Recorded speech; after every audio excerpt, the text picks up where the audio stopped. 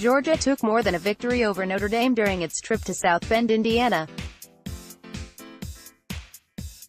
At the University of Georgia Athletic Association Board of Directors meeting, which took place at the Ritz-Carlton Reynolds at Lake Oconee, the board was shown renderings of visual enhancements to Sanford Stadium's walls and columns. Deputy Athletic Director for Operations Josh Brooks presented images that displayed murals over the otherwise great walls inside the stadium. The purpose of each image is to highlight Georgia's history throughout the stadium. Brooks said his staff got the idea after the program visited Notre Dame Stadium last September. The Bulldogs defeated the Fighting Irish 20-19 in that game.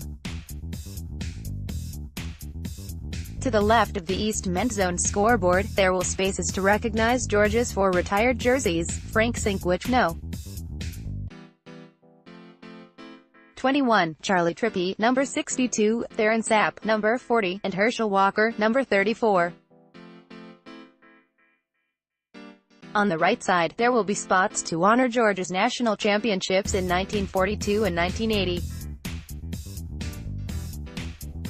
Brooks joked that there is always room for growth on the national championship side of the scoreboard, and he's got room for 2 but will gladly build a new one after 3, 4, and 5. At Red Plaza, the columns will be painted black and will honor the years of various conference championship seasons. Much like at Notre Dame, the columns will also have a replica photo of a program from that year to commemorate the season. We took a step back and thought, how can we celebrate our rich history at Sanford Stadium and also warm the stadium up at the same time, Brooks said.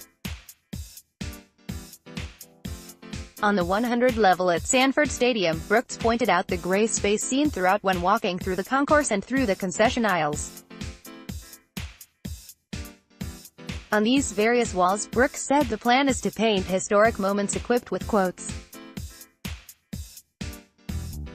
One rendering showed a picture of Walker scoring a touchdown against Tennessee in 1980, with longtime broadcaster Larry Munson's quote, "My God, a freshman," depicted over it. In addition, the giant Bulldog statue located at the east end zone will be moved to the northwest corner of the end zone. The statue's new location would make it more accessible to those attending games, Brooks said. These minor renovations, like the West End Zone project, are expected to be finished before the start of the 2018 season.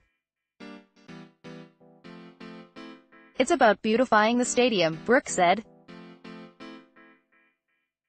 After the board meeting was over, Athletics Director Greg McGarity said about $48 million has been pledged for the West End Zone project, which adds a new home locker room and recruiting lounge.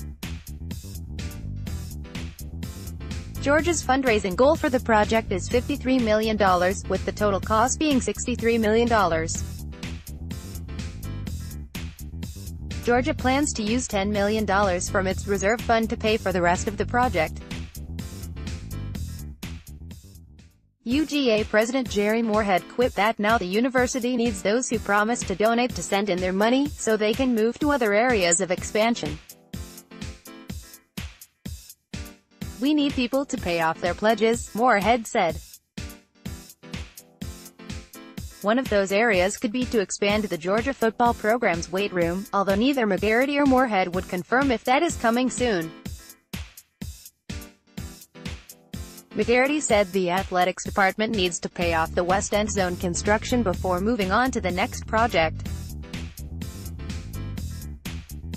The reason for waiting, Moorhead said, has to do with the bond-related covenants Georgia's Athletic Association has entered into, which requires a certain amount of cash to be in a reserve at all times.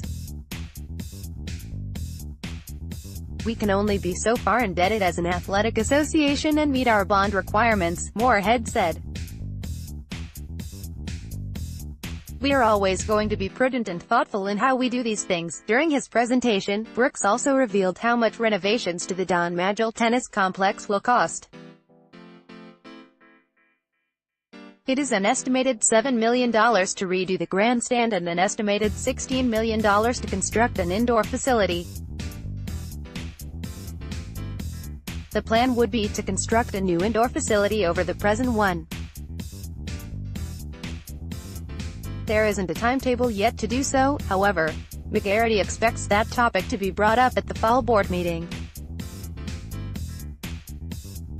McGarity did say he hopes the tennis project is completed by the time it is time to bid on hosting the NCAA tournament. The earliest possible year Georgia could host the tournament would be in 2023. Moorhead added another crucial element to secure before getting started on construction. Part of it will depend on fundraising, he said.